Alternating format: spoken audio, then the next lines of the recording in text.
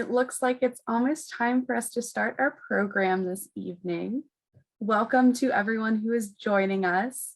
We are happy to have you, and thank you, Miss Sandra, for joining us to share her story this evening. My name is Caroline Smith. I am the Digital Programs Coordinator here at the York County History Center, and I was able to connect with Miss Sandra and have her here this evening to share her story with us. So, as it is almost 7 o'clock, we are going to, now it is 7 o'clock, so let's get this thing started.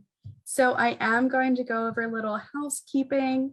Feel free to put any comments or questions in the chat or the Q&A function here on Zoom. We will be answering questions at the end of Miss Sandra's talk this evening, and I will be going over a few of our upcoming events. So,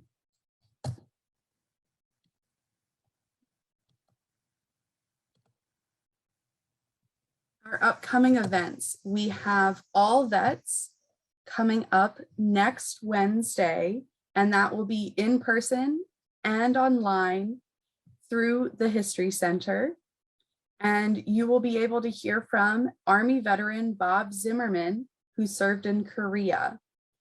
And then we have the Genealogical Society, the beginning of April, and they will be talking about the challenges that faced the Continental Congress during their time in York, Pennsylvania. And then we have some other lively events coming up. Spirits of the Past, which is our mixology course, will be coming up in May, and there will be a focus on 1890s cocktails, and that will be an in-person event. And then we have Bookmarked, which is our Zoom-based book club, and that will meet at the end of May with the book Cabal, the Plot Against General Washington. And then we have some youth history events coming up. History Makers, where folks will get to, kids ages 6 and up will get to explore the grist mill that we have at the Agricultural and Industrial Museum. And then we have Homeschool Days, which will be the 22nd of this month, as well as the 5th of April and the 19th of April. And each session is a different topic relating to items in the museum. So now the time that we've been waiting for, hearing from Miss Sandra. She has 2 books out at the current moment.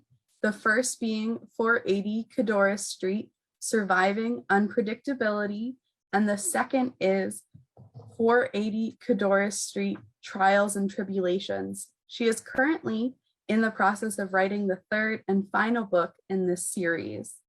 And she originally hails from York, Pennsylvania. She was born Sandra Lee Smallwood in 1949, and she served in the U.S. Army as a nurse for 30 years and retired as a lieutenant colonel. Now I'm going to hand it over to Miss Sandra here. Are we good? Yes, I apologize. Hey, Carolyn, no problem. Thank you so much for introducing me, and thank you for inviting me to participate during Women's History Month. I want to say one thing about St. Patrick's Day. Got a little bit of green on. I think St. Patrick's Day is a good time this year because the Irish are celebrating their culture. For the past 2 years during 2019, their pubs were closed. So I'm sure there's probably a lot of drunk Irish people out there hanging out, partying, enjoying themselves, and it's time they needed to. Also, as far as Women's History Month goes, this is just an awesome time because women have done so many things, you know. I mean, the right to vote, how long ago? You know, and we have women who are scientists, doctors, lawyers, you name it, they're there, they're doing everything. And another thing, one important thing, women have to populate the earth. We have babies, okay? I thought I'd throw that in. Anyways, thank you so much for inviting me. I'd like to start with a little story, if I may. In May 1968, I was 18, and I was so happy. That was a happy time for me because I was about to graduate from high school with three babies, a 2-year-old, a 3-year-old, and a 3-month-old. So I graduated, I was excited. My mom was coming down from New York. I was in Baltimore. My sister and my mom's boyfriend, Mr. Bill, which I refer to as my dad. And you know, Joseph was there, I was married to him by then. And they were all going to my graduation, so I was so hyped. And nobody in New York knew that I had a baby, Carmen Trina. She was 3 months old. So my mother showed up in Baltimore, and she came in the house at my godmother's, and she asked my godmother downstairs, and I heard her saying, "Oh my God, whose baby is that Sarah just watching?" She said she's babysitting.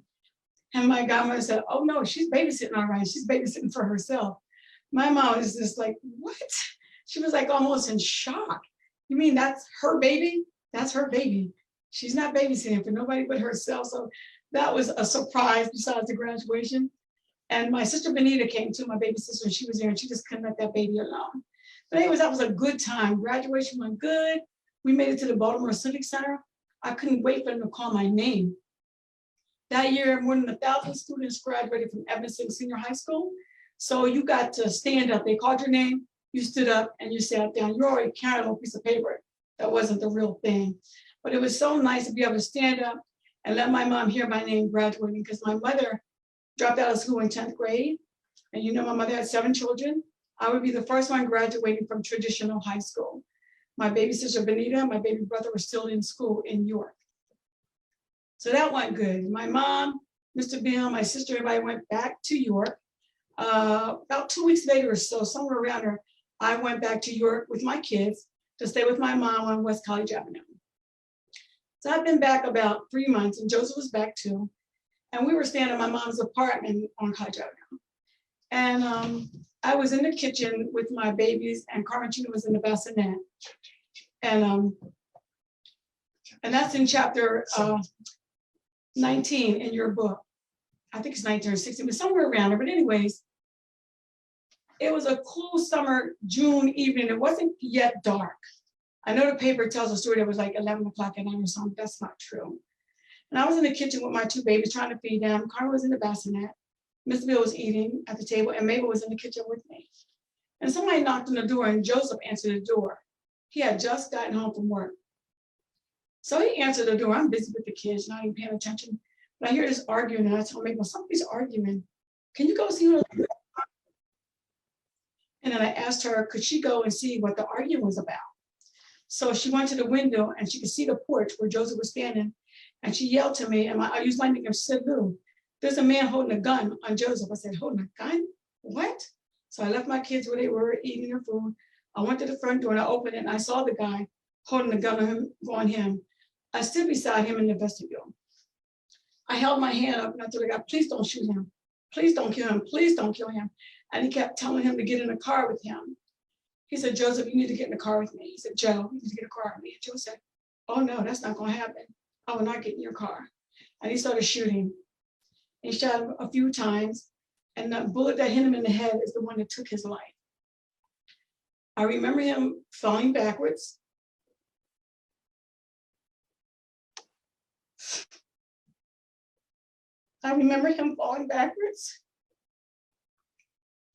And blood was everywhere.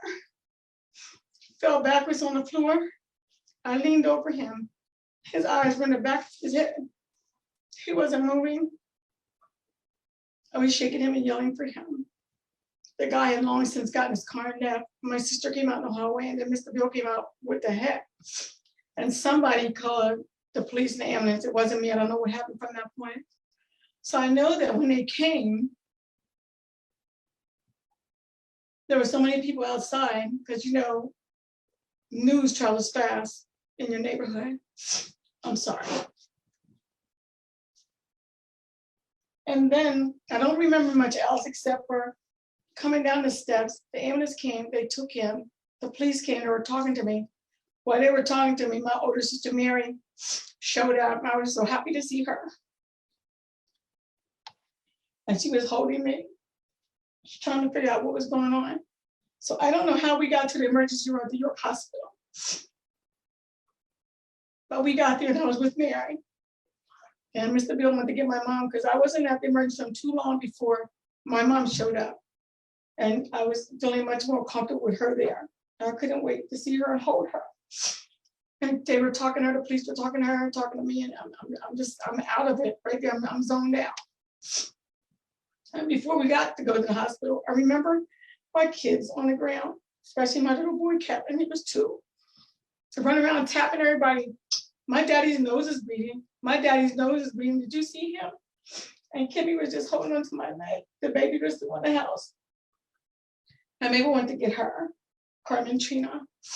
And so there was a friend I had named Frankie Chambers. I understand she's no longer living, but Frankie and I were good friends. And I just remember hugging Frankie and telling her to get my kids. And she said, I got your kids. I got your kids. And then I left. I don't know what happens at the point. So get to the emergency room. My mom got that eyes there. They have Joseph taking them somewhere. And taking them somewhere. And then we're just sitting there. And then they come back after a long time and tell my mom that he's going to intensive care. That we could go up there where they were taking him and we could see him for a minute. So we went up there and he was like unconscious on life support with his eyes still back in his head. And I was looking at him like it wasn't real. I'm sorry. Like it wasn't real. So we soon went home. And I found out when I got home who the guy was who shot Joseph. And I found out his name was Richie Jamison. And it just got me because his brother Freddie was my friend. We're friends. I didn't know him though. And the story was that he came to kill Joe because his wife, and this is gossip, this is the story, that his wife told him that Joseph infected her with gonorrhea or syphilis or something, I can't remember. But when they did the autopsy, Joseph had no venereal disease and hadn't been treated. So it's almost like he got killed for nothing. It just feels like that.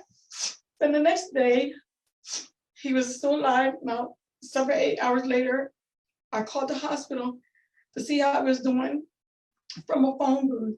My mom was with me. And the nurse answered when I called, and she said that Joseph Kearse expired. Well, at that age, I didn't know what that meant. I put my mom on the phone and she talked for a little bit. I saw her face look really sad. When she hung up, she said, Joe is dead, Sandra. And it felt like right then and there, like the universe didn't just take his life, it took Sandra's. I didn't know what I was gonna do. It was so not real. I just couldn't think right. To this day, I can't remember going to the funeral. To this day, I can't remember what happened in court. I remember being in the courtroom sitting by my sister Mary and my mom. And I remember them calling me and all I remember to swear me in. And next thing I know, I was out of there and sitting down. I don't remember anything in the court. I know before the funeral, my sister Mary and I took my kids to the undertaker to see him the day before the funeral, or 2 days before, I can't remember exactly. And my daughter Kimmy, 3 years old, she wanted to know why her daddy was in the box. I'm sorry. And why he was so cold. And Mary told them because he's going to heaven with God. And Kevin wanted to know why his dad had to go to heaven with God. He was 2. And I said, because God wants him to help him to do some things. And we'll see him sometime later. Now that was a good enough excuse for a 2- and 3-year-old. I was holding Carmen, and she's a baby. She never met her father. So after that was over and the funeral was over and everything happened, I just started being me. I didn't really care that I've been married because it actually felt like I wasn't married. I was only in Europe like 3 weeks and turned 19, and now I'm 19 with 3 kids. I'm widowed. It's like it was so just not real. So I started just being me. I didn't give a hell what people were saying in the gossip chain, like on Green Street or Kaya Jam, Penn Street, people talk about everything. I started messing around with a boy across the street from my mom's, and I got pregnant. And at that point, I didn't really give a damn and care. So what? So what? Another kid, so what? And then I was talking to my mom about it. I was telling her, I can't even do this. I can't do this. What do you mean you can't do this? You can't have that baby. You can't take care of the kids. I can't do this, Mom. She said, oh, you're going to do this because it's too late not to be able to do this. And she always reminded me that she had 7 kids and she never gave any of us away. And she said, you can do this. You will do this. And so I got through that pregnancy. And March the 25th, 1969, my baby Keenan Wynn was born. It was something else because the boy and his family denied my baby. Actually, one of his cousins told my sister Mary to tell me to blame my baby on my dead husband because no one would know. The problem with that was, I would know. That was the problem. I would know. And his dad's name was Rodney Eugene Brown. And the Browns at the time, I guess they thought they were much better than me. I didn't fit. And it was all good because he now had a mother, 2 sisters and a brother, a grandma, Dorothy Smallwood, and he had aunts and uncles. It was going to be okay. So I got through the pregnancy, got a place of my own. I started dating a friend named Smickle Wright. And we knew each other because our moms lived next door to each other. His mom lived next door to where Joseph was killed or Joseph was shot. So we always talked on the porch. We were always friends. We always knew each other. And he moved in with me. And we became like really best friends. I was not in love with Smickle ever, but I loved him. He was there for me. And 2 years later, I just decided that York wasn't for me. I can't just be here and do the same thing every day. I was working and taking care of my kids. I just up and decided that I would move to Philadelphia. My mother actually suggested that because I had a cousin in Philadelphia, her niece. So I went there to Philadelphia. If you read my book, in book 1, you'll know I told the story that I grew up in Philadelphia. I mean, I was pregnant when I was 15. I didn't even know what it was like to be a teenager. I didn't have that freedom. I had that opportunity. And I know at that time, many girls my age were getting pregnant in York, many, for older boys, etc. That was what was going on. That's life. But I moved to Philadelphia and I grew up. I bought a house, I got a job, and I worked hard and I loved it there. And I had some boyfriends, you know, it's in my book. I'm not going to talk about that right now, but you read that book, you won't find out that story.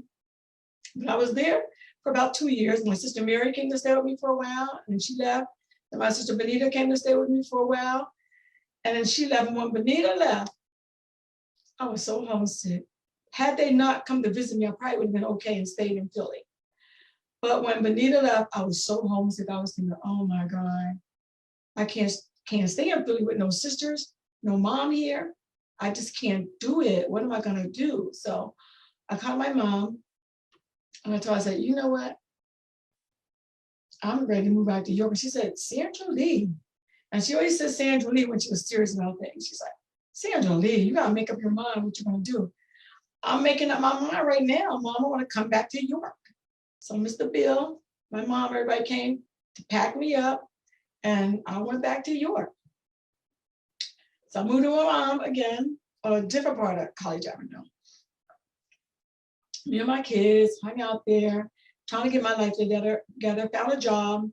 I think that's when I was working at the York Hospital as a secretary. I found a job and got a project, put my name on the list and got in the project. So I was really happy. And I remember doing my application and getting into projects. I was really happy. And my mom told me when I was doing my application, don't you tell them, child, you got that house in Philadelphia. Don't tell them you'll be over the income. Don't tell them. I said, okay. So I didn't tell them, and they don't have the technology we have now, they didn't have then, so they weren't going to find it out. So, okay. I had a house in Philadelphia. I put it on the paper where my mom told me to put, and I got in the project. I just loved it. My address was 351 Stone Avenue. I would be there for a while. So I was hanging out there for a while. And I used to go to the Legion with my friends, to the Elks, and just having fun, just being me. Felt comfortable. Had a neighbor in the corner of me named Peggy Williams. We're pretty tight, hang out together. And my girlfriend Renee, who's passed, Renee Ware. And I was at the Legion one day, and this guy was eyeing me, and I knew he was eyeing me, but you know, back in the day, I was a professional flirt. I'm going to keep it real. I ignored him. And I went there a couple of times because I'm looking for this guy who's looking at me. So finally, I go one weekend, and this guy is there, and he introduced himself to me, and his name was Bruce Wright. I never connected that he was Smickle's cousin. And he invited me to a party the following weekend on a Saturday. I said, okay, I'd like to come. You know, he gave me the address and everything, and I was all hyped, ready to go there. I told Renee about it, but she was busy. She didn't want to go. So I went, and it was over on George Street. So I went to the party. I knocked on the door. I said, this is strange. It's dark. I don't see lights on this house. There's nobody. This is weird. I knock on the door, and he opens the door, and there's a light on there. I said, what time is the party start? Oh, it's going to start soon. Okay, now time has passed around. I'm nervous because I don't know this guy. And I'm thinking, okay, I don't know what the problem is or what's going on in your head, but I need to know, where's the party going to be and where are the people, you know? And then he just decided to confess, well, there's no party. But I want to get you by yourself because I've been trying to talk to you for weeks and you won't talk to me. I said, you invited me to a fake party to talk to me? Why didn't you say that when we were at the Legion? To make a long story short, I started liking him and we hooked up. And I was still in the project. He had an apartment on George Street. So I was starting to see him. And then not too long after that, I ran into Smickle and he's like, yo, I heard you seeing my cousin. I'm like, who's your cousin? And he's like, Howie Wright. So I don't know about him, Howie. He said, did he tell you Bruce? I said, yeah, Bruce, I know him. He said, that's my cousin. I said, well, I didn't know that. So I started hanging around Bruce, hanging around with him, falling in love with him. I really fell in love with him. Things were really going good. 18 months in, I decided this ain't gonna work for me because Howie had children and baby mama drama was going on. And I felt at that point that I just couldn't take it. I didn't think I could deal with somebody calling for Pampers and formula and stuff like that. And she had every right to, because that's her kid's father.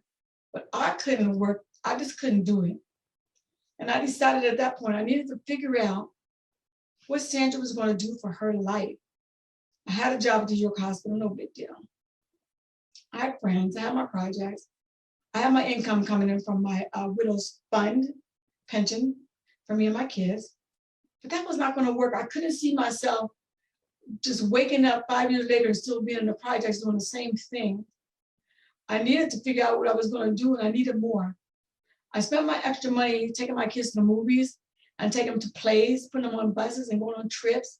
All the little things that I could afford, I did with them because I wanted them to know that there was more than the projects.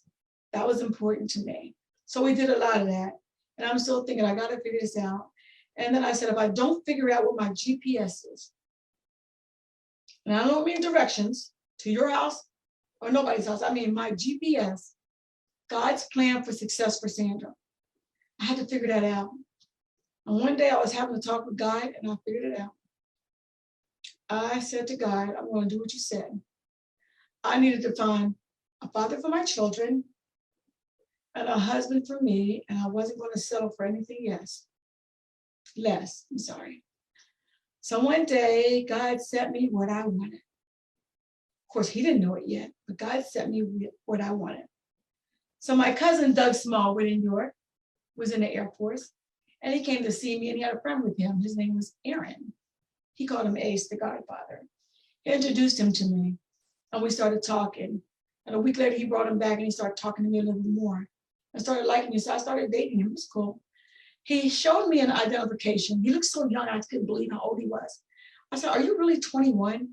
He showed me identification, Air Force ID card that said he was 21. So I said, okay, 21 is good. I was 22. And then my sister Mary met him. She said, there is no way in hell that boy is anybody's 21, Sandra. He's lying. And I'm fussing with my sister saying, he got an ID. It's a real one. It's for the military. So I don't care what he got. He is not 21. So she stayed on me about that. And finally, we started seeing each other a little bit more. And I met him like in April, I think it was, the year before we got married. And I took him to meet my mom. Of course, we were up there cooking with my mom, my sister, my kids, her kids. And Mary's telling my mom, now look at him, Mom. Did he look like he's 21 to you? And my mom said, I'm going to just stay out of that. Sandra said he has an ID card that says he's 21. So moving forward, a year later, I get married to this Air Force guy named Aaron Edward Stockton. Everybody called it Ace. There was only one problem though with that. I told him that I wanted to get married, and he told me, I don't think I'm ready to get married, Sandra. And I said, okay, but just to be fair with you, I'm going to tell you this. I'm going to do what I have to do until I find a father for my children and a husband for Sandra. So he says, now he's on the telephone in Maryland. He's saying to me in York, what does that mean? I'm like I just said, I need to find a father for my children, a husband for me. About 3 or 4 days later, he called me back. I'm in the projects, the phone rings. He calls me back and says, hey, Sandra. I said, hey, what's up? He said, when do you want to get married? I was like in shock. So then I said, oh, I don't want to get married now because now you're just getting married to me because I made you marry me. He said, do you want to get married or not? So we got through that. And I said, okay, I'm going to get married. So he set up a date and ready to go do this and get married. But there was only one problem. I had 4 children. And I couldn't have children, any more children. I had a Tubal Ligation after my birth of Kenan. And I hadn't told Aaron Edward Stockton that I couldn't have any children. So my mom is like, Sandra Lee, when are you going to tell that child you can't have any kids? And I said, I got this, Mom. I got this. I'm going to tell him.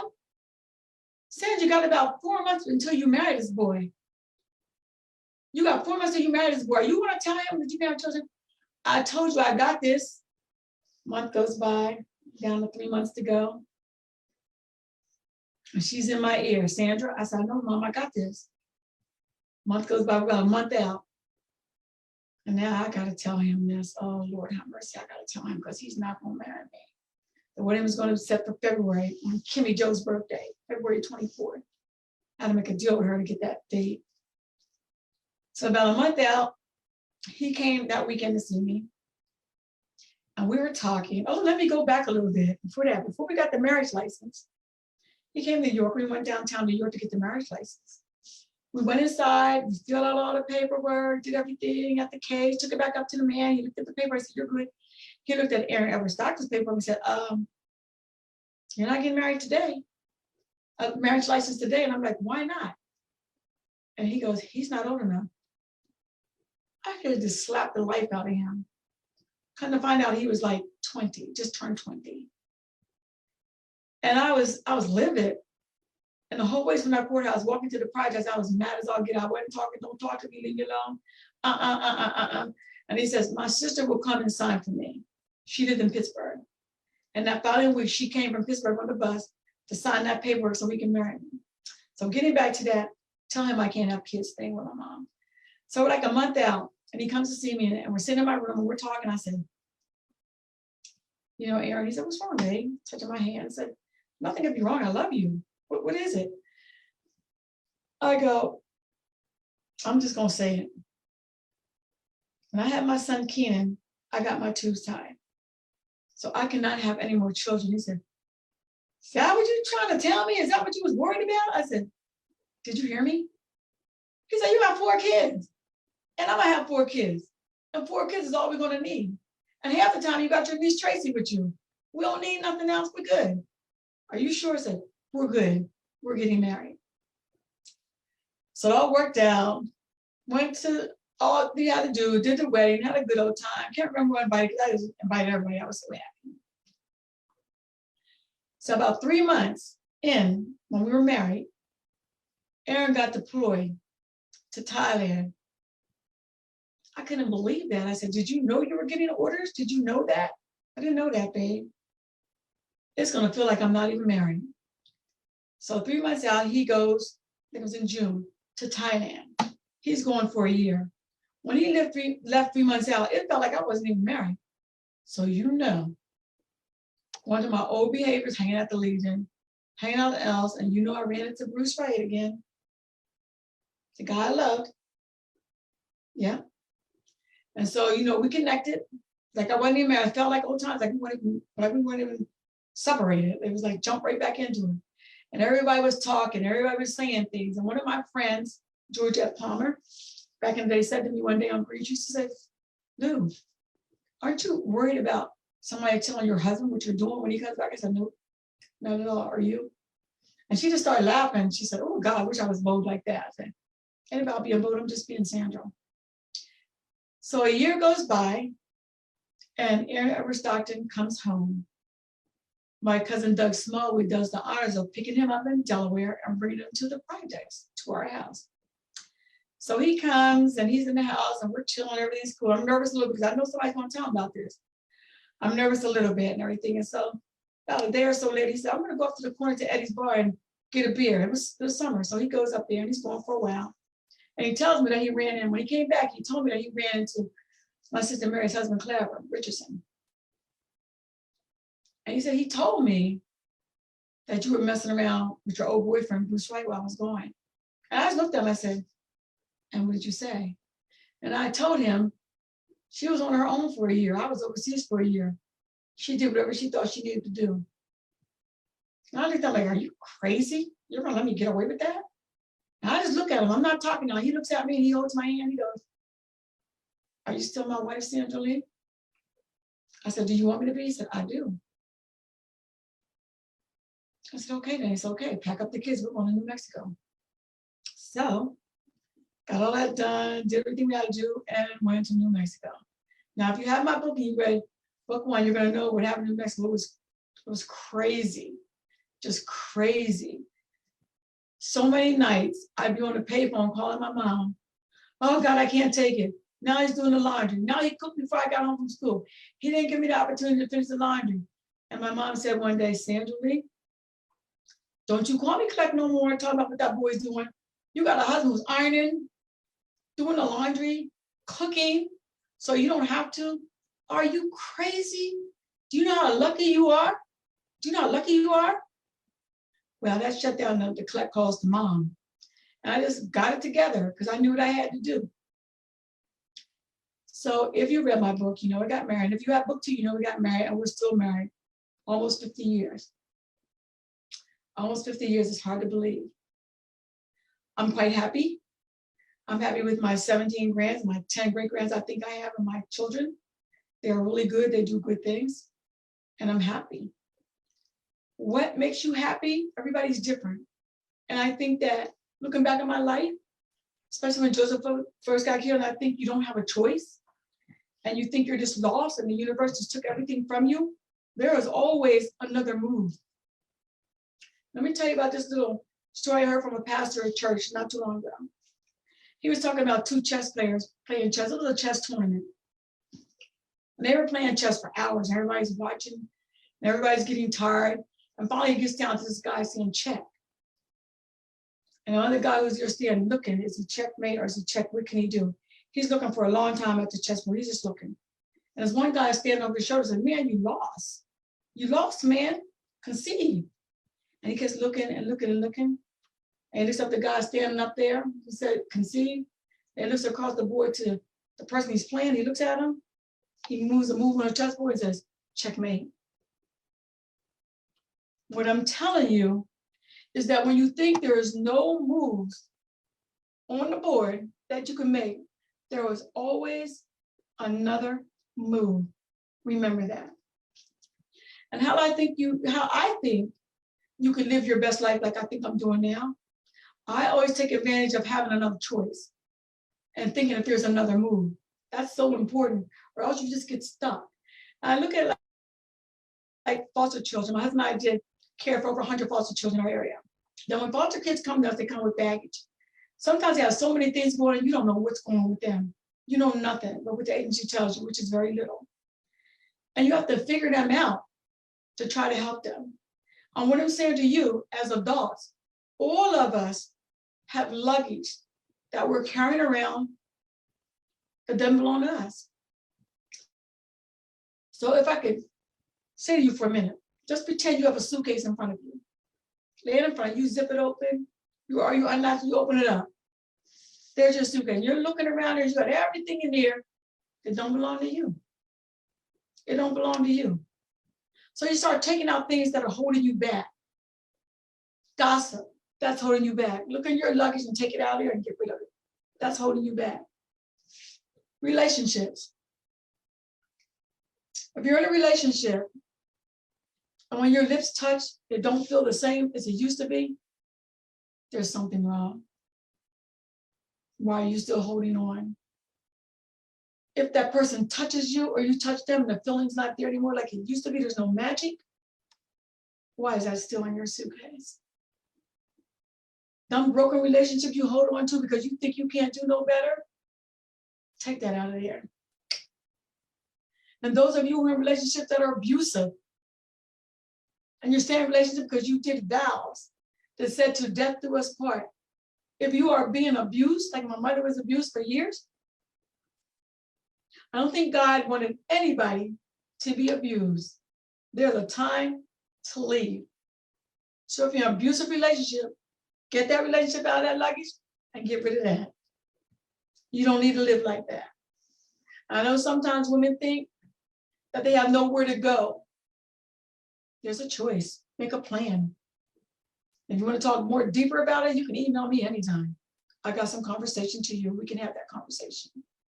So looking around that suitcase, let's say you got adult children and they're in relationships. Mind your business. Take that out of there. Leave their business alone. Because I can tell you this, if you get involved and they make up, you won't be the bad person. You will definitely be the bad person. So you don't want that to happen. So you have to get rid of that. There are so many things in life that we deal with that isn't ours. I mean, we have a sister or brother, I can't stand her. I don't like this. I don't like my job. I don't like my job, get a better job. Or stay at that job until you figure out what you're doing so you can move on. I don't like her. We used to be friends. We're not friends anymore, get rid of her. Why are you holding on to her for? And if I can tell you anything, sometimes people who are your closest friends are the ones you need to be watching closer than your enemies. Because usually if your dream is there and they're jealous, they're not going to approve what you do or be on your team. But when your dream is big enough, not even your enemies can stop you. I think that the hardest thing about writing my book for me, I knew I would touch bases on some of the things that belong to stories that belong to my sisters. If you read my book one, you see about the story about the can of corn that my two sisters were fighting over. If you talk to either one of my sisters, Mabel or Mary, they're gonna probably have a different version. But here's what you need to understand. They were in the picture frame. I was watching the movie. So, you know, there's always a different side to a story. So they might say something totally different. And think about your suitcase. Take everything out that's not yours and put everything in here that you want that's nice. Start putting in here, I'm gonna do this for me, put that in here. I'm gonna spend money for me, put this in here. I'm gonna spend time on me, put that in there. I'm gonna stay out of my kids' business, put that in there. Look in there and get rid of everything that means nothing to you. If you don't do that, you will be sad and depressed all the time. And what you do is you let that depression and that sadness eat up your whole life. That's what you do. So if you are able to do things for yourself, do them. It helps you to feel more confident in your life. And also, if you have the ability and the means to help other people, help other people. I feel like the more you help, the more you gain. Sometimes people say, like somebody asked for $10 and you know you got 10, they say, I ain't giving her nothing. That's negativity, it'll come back to haunt you. Don't give something to somebody that you're worried if you're gonna get it back or not. You know, loan somebody $50, they said they was gonna pay you, they didn't, now you mad. You're after 10 years over that $50. Another tip, if you're gonna give somebody something, give it if you can afford it. If you can't, don't do it. If it's gonna hurt you when you don't get it back, don't do it. I have loaned many people money, my husband and I, many, have never gotten it back. But guess what? I ain't gonna never be broke because they still owe me. You gotta look at things like that. If you do something that's going to hurt you and make you lose sleep over it, then it's not good for you. Get that out of your suitcase. Get that bad luggage out of there, you know, and start looking at life a different way. Look at it more positively. Look at if you have gratitude, you'll get gratitude. Look at it if you're helping someone, someone's going to help you. And some people say, oh, I'm never going to help her. I'm never going to help him. He will never do nothing for nobody. He won't do nothing for me. He ain't going to never do nothing for me. Guess what? The person you're doing something for don't have to do nothing for you. Somebody else is going to do something for you. Somebody else is going to do something for you. You need to keep in mind, is just you did something for somebody else doesn't mean it has to come back from them. It can come back from anywhere. And let me talk to you about, okay, let me get rid of that suitcase. Now you got everything out there you want out of there? Zip it up, lock it up, put it over there. Now moving forward, what are you going to do for yourself? You're going to try to get a morning walk or an afternoon walk or an evening walk to do something for yourself, go out and get a breath of fresh air. What are you going to do for you? Maybe you've been meaning to read a book, but you just never got around to it. Pick that book up. Maybe it'll be 40 Codorus Street. 1, 2, or 3. Pick up a book and read it. Do something you want to do. Do you wear perfume? Maybe you don't. But sometimes you put a little bit of perfume on, even if you're not going anywhere. It just makes you feel a little better. I was a nurse for years, military and civilian, never wore perfume. And most nurses don't because of the odor smells going in the patient's room. But not too long ago, I decided I have so much perfume in my closet. I decided, excuse me, that I was going to start putting perfume every day. Just a little bit here, a little bit there, and it just feels so good. I don't wear makeup. I've never been a makeup person. So when I do a photo shoot, I might be a little powder, a little lipstick, and that's about it. I have to do something on my eyebrows because I don't have any. But start doing something for yourself, like a new hairstyle. Go get a pedicure.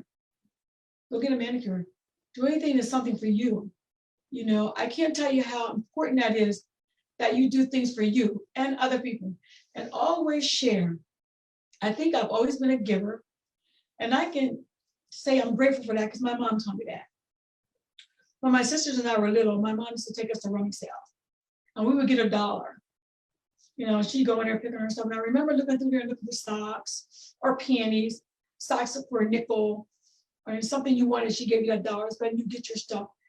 And that might sound strange, but even doing that back then with that $1 and going to a rummage sale with her and getting things, knowing that somebody donated that to sell to somebody who didn't have anything, I think that made me a giver.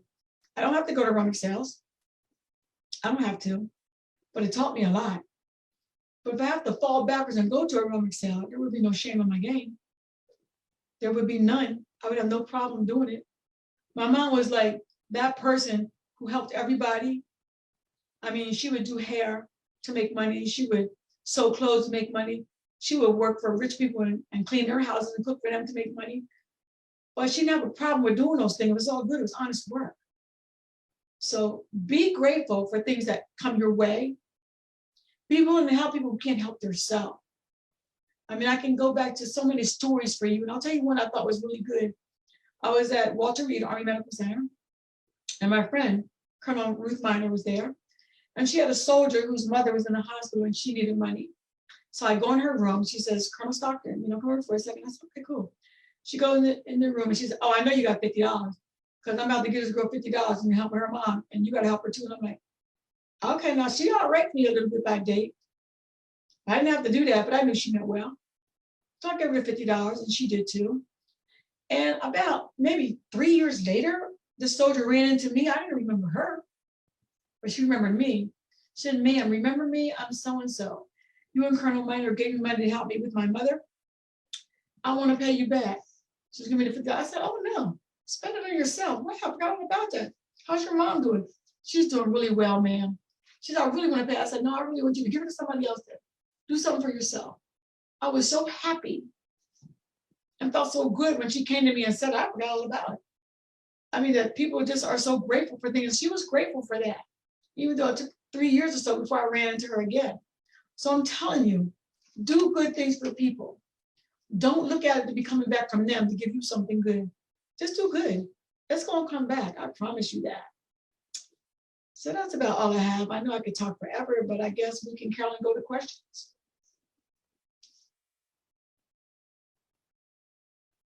I think I'm waiting for her to chime in and say, go to questions. All righty. And I didn't Thank talk you, too Ms. long. Stockton. Absolutely. So we do have a couple questions here. I'm going to make sure that we can see both of us. Let's see. Oh, sorry about that. Okay, so we do have a couple questions. The first is, how old were you when you joined the service? Oh my God, that was so long ago. It was 1979. I'm 72. Who can do the math? I don't know. I can't remember. But it was 1979. I can't remember. But that's when I went. I was stationed on Andrews Air Force Base. My husband, he actually talked me into going to the military because we were so broke and we needed extra money, so I did it. So pretty young. So I got married at 22, probably 27, 28, 28 or 29, somewhere around there. Okay. And is there a happy moment that stands out in your life being very memorable? Yes. And this is funny. When I walked down that aisle, I got married to Aaron Edward Stockton. Now, the happiest I had ever been. Happy. So happy to have a husband, a father of my children. But here's the thing to that. I wasn't in love with Aaron Edward Stockton. I loved him. And I think when he told me he loved me back in the projects, I was like, wow, this guy really likes me. I got kids, and there's all these other girls out with no kids. I'm gonna keep it real with you. I never knew what love was. I didn't have a dad who would teach me things like my sister and us, things like that. I never had a boyfriend. I was young when I got pregnant, like 15. I never knew what that really was. So I'm sure he loved me. And he always tells me all the time, he always loved me. He said he was waiting for me. He was waiting for me. And I always loved him. But at that day when I got married, I was so happy, not because I was in love, because I got what I wanted. God gave me what I wanted. I'm in love now. And I've been in love for a long time. I can't remember when that all started. But that was probably the most happiest moment. Even now, my days are so happy because Aaron, I'm gonna keep it real, I'm just spoiled. Because my husband's been cooking forever. When I lived, years ago, I wanna say, maybe, I can't even remember how long ago, maybe 20 years ago. I have really never cooked. I mean, I was at home one day and Aaron came home from work at Andrews Air Force Base. And it was a Friday, and I came home and I was hurrying up so I could cook and feed the kids. He came home and said, "Where's the kids at?" I cooked, no one's here. He said, "Oh, I forgot to tell you, babe." He told me everybody's plans. So that day I was so mad. I said, "You know what? From now on, I'm not cooking on Fridays. I'm done." I was so mad, I was crying, just had one of my fits. And that day he said, "Okay, I'll cook every Friday." And I said, "Well, okay, for that, you can cook every Sunday too, because if you want to have fish every Friday and chicken every Sunday like your mom did down south in Roanoke, Virginia, you got both those days." So what we did is he cooked on Fridays and Sundays. And check this out, on Saturdays, all the kids were teens now, they had to go for themselves. I didn't cook no weekends. So during the week, that Monday, Tuesday, Wednesday, Thursday was my turn. It was all good. Most of the time they were home. But actually, I can't tell you how many years I haven't cooked. I can cook. I actually made myself 2 eggs sunny side up the other day. I was so worried I was gonna break that yellow, but I did it. Oh my God, I can still do it. So I can cook, but I don't cook. So, and I'm spoiled. I mean, God, I don't know what's wrong with Aaron Edward Stockton. He tries to do everything myself. I can do that myself, babe. No, I got it. I can do it, really. I really can. So, I mean, I've been fortunate to have such a good person to love me in my life, and a good person for me to love. And his kids love him. It's the only father they ever knew. They were babies, pretty much, you know. So I think that that was the happiest time in my life. But I'm in love now, okay? Carolyn, just for the record. And don't y'all try to steal my husband. I ain't playing with you. I'm telling you right now. But I'm really spoiled because he kind of like does everything for me. I mean, I try to do things for him. He's like, "I got it." It's really difficult. And he has ADHD. He just can't be still. You got to do something for him. "Oh, baby, you need a soda? You want me to get you a bag of chips? You got any candy?" I'm the person trying to get off all the candy that I'm eating all the time, 24/7, you know. But he's always giving it to me. I can't help myself. But I would say that was the happiest that I had ever been. And I've been happy ever since. Pretty happy. We also just got some other questions in. What was it like to be a woman in the service in the late 1970s?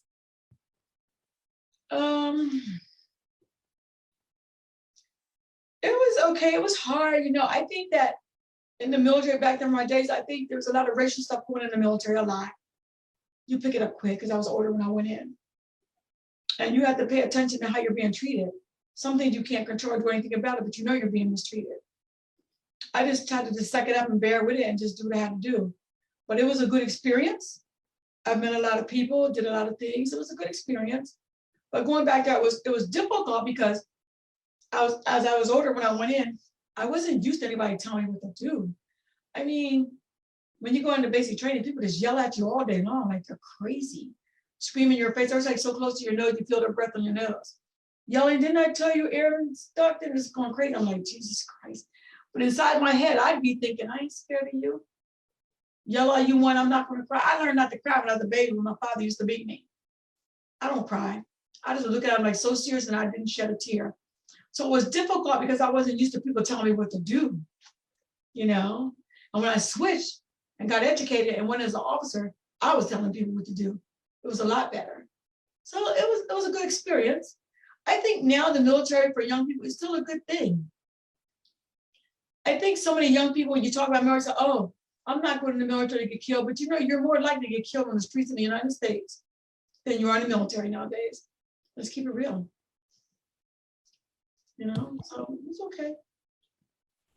So we also have someone asking about your books. Did you self-publish or use a local publisher? I pretty much self-published, but I went through Balboa to get it out there, the first one.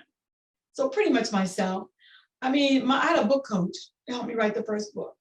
So it was a learning experience. It was really hard and difficult. But if you want to talk about that email, I'll tell you the shortcuts now because I know them. But it was like getting that done. I was so excited about that. And I was telling you earlier, Carolyn, so some people think when you become an artist that you're just rich. You're not. You're so poor. I know I sold like 700 books the first month or so, the first time. And out of that $7,000 or something dollars, I got $746. Because who makes the money is the people who put it out there. The people who publish it for you, who get it out there. They're the people making the money. But I learned some things along the way. So big two, I went a different route than Balboa. But pretty much myself, and I paid for people to help me along the road and with marketing and things like that. But like the last 2 years, I've been just like fine tuning everything I'm doing. Like I'm working on book 3 now, fine tuning because I know a lot more things now. So it's not really hard to write a book. I think people think you write a book and you sell it, you get rich. But here's the thing. When you write a book, you sell it to all your friends. They tell all their friends about it, they buy it. What's next? You got to market it. And I'm telling you, I've spent thousands of dollars marketing my book. Thank God for my 2 daughters, Kimmy Jo and Carmen Trina. They were my bank. I'd be calling on the phone, calling, hey, who can loan me $1,500? Who can loan me this? My oldest daughter, Kimmy Jo, who thinks she's my parent, and her dad's parent, she goes, now mom, I'm loaning you this money, I'm telling you, and she checked her account. That's the bank. My money is back in my account. I said, I got you. Carmen Trina, she's, all right, mom, what you need now? I got you. She don't give me date lines, thank God. So then my kids really helped me through this, loaning me money back and forth and getting through. And finally, I got my audiobook done, book 1, and audiobook 2 is being worked on right now as we speak. And so it's a journey. It's a journey. But the reason why I wrote the book from the beginning was for history for my kids. I didn't know on this journey once I did that, people would start talking about this book. Let's do this, let's do that. I just kind of blew up in different directions and different moves. I just started making them, so, and I've done a lot of Zooms and they were fun, meeting a lot of people. I actually, one question somebody asked me on one of the Zooms, I know, hurry up, Carolyn. She said, because in your book, you said that you and your sisters all knew how to swear, how to curse. I said, yeah. Don't laugh, this is funny. She said, do you still swear? Come on now. Come on now. Okay, so that's enough for that. Any more questions? Yes, we have another one, and I think this might be our last question for the evening. Is there anything you would change in your life? I would not be a teen mom. If I could change and pick my own father, I would pick somebody different so he wouldn't be abusive to my mother. I mean, I can't change that. But if I could, I would change that. And then after Joseph was killed, if I could go back and change it, I wouldn't have got pregnant with Kenan. You know, I didn't know nothing about birth control, but I would have got on it. And not did that because my son had a hard time. He had a hard time. And my son, I named his last name Kearse, even though he wasn't a Kearse, and I would not change that. Because I want all my children to have the same last name. So when they go to school or anywhere, nobody wants to say, who's your dad? Oh, you got a different last name, who's your dad? Because people were cruel back then, just cruel. It didn't matter, they didn't care about children's feelings, they were just cruel. So I would not change that, even though I knew my son was a Brown. I would not change that. My son knew early on when he was about four, I say, maybe 3, that I talked to him about his dad. Because I talked to him about the girls and the other kids, and her dad was dead. Because Kenan thought that he had the same dad because they all talked to each other. So I needed to fix that right away. So we had that talk. And that branched off into a whole bunch of other things that I had to go through, like family therapy, all kinds of, it's a long story to help my son Kenan to understand that. That was difficult, but I was not going to choose to lie to him, never. And what was great about that, I was friends with Avis Brown. We were best buddies, and she was Rodney's sister, and she loved my baby Kenan, and she took the time to introduce Kenan to his cousins, his uncle Skippy. He knew the whole side of the family. I didn't know he knew all those people. And he was talking to me how he met his cousins, hanging out, doing movies with them. So, you know, moves get made and things happen. God does what he needs to do to make things work.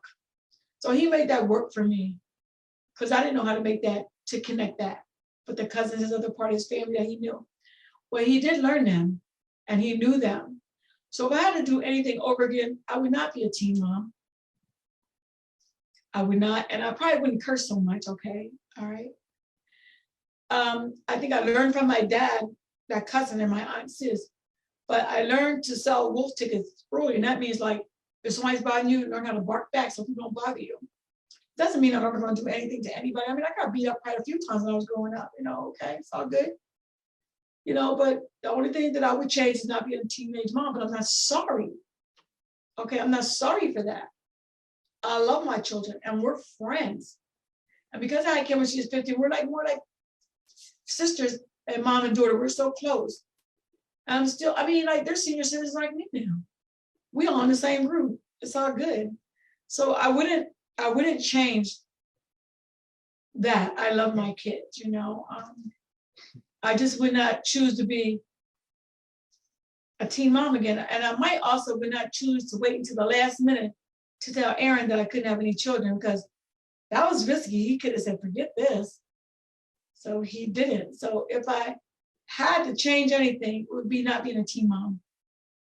So I could be able to have my own, so I could be a teenager. I didn't get to be a teenager. I'm going to a child being a teen and being a mom of these kids back to back and getting to be 20, 21 and never got to be a teenager. I guess that was pretty nice about when I finally went to college.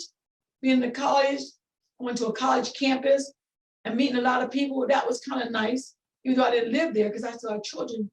But those are the things when you're a teen mom that you miss so much of. And I can't get those years back. I can't go back and say, give me that time back. I can't, it's got to give me nothing back. It's gone. I have to do my best all the time. I'm always trying to do my best moving forward.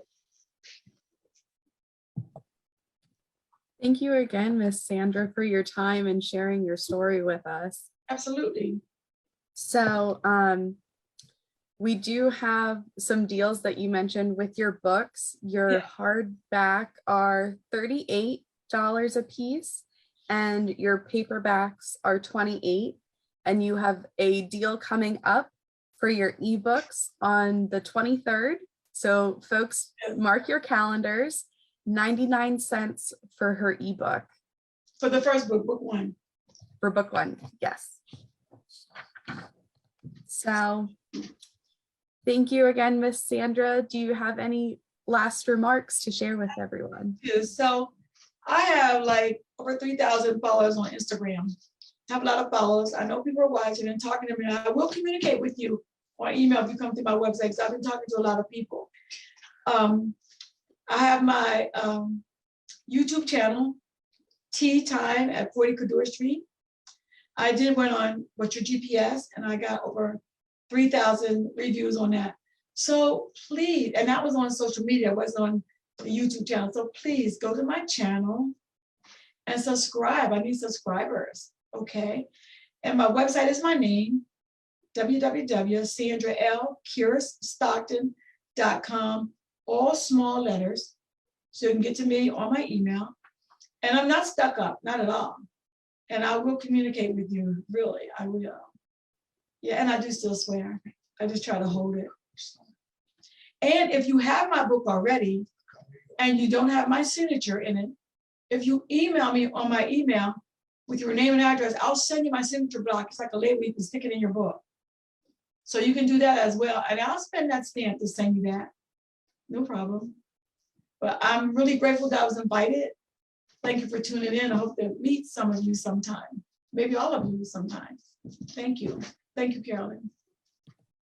You're very welcome. And thank you again. I'm so glad that we were able to have you via Zoom, maybe in person sometime in the future. Yeah, absolutely. And don't forget, if you don't get Sandra's book online through her store, you can also come to the York History Center and buy a copy as well. Thank So this is the end of Third Thursday. If you have any final questions, feel free to put them in the chat and I will send them Miss Sandra's way. Thank you. Thank you. You're welcome.